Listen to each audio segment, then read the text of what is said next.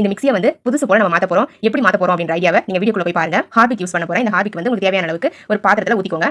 அதே மாதிரி Harpic use பண்ணும்போது உங்க கைகளில் படாம யூஸ் பண்ணுங்க.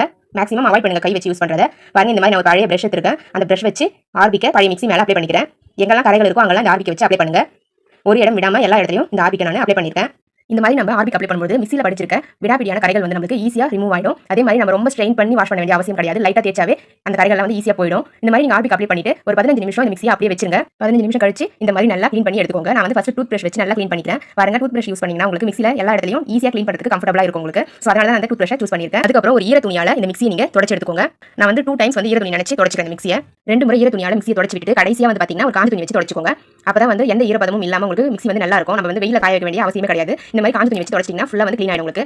அவ்வளவுதான் ஃப்ரெண்ட்ஸ், நான் வந்து மிக்ஸியை வந்து சூப்பராக க்ளீன் பண்ணிட்டேன். பாருங்க, பார்க்கவே எப்படி பளபளன்னு புது மிக்ஸி மாதிரி மாறிடுச்சு பாருங்க நம்ம மிக்ஸி. நீங்களே இதே மாதிரி உங்க வீட்டில் ட்ரை பண்ணி பாருங்க. ட்ரை பண்ணி பார்த்துட்டு ரிசல்ட் எப்படி இருந்தது அப்படின்றத கமெண்ட் செக்ஷன்ல மறக்காம கமெண்ட் பண்ணுங்க.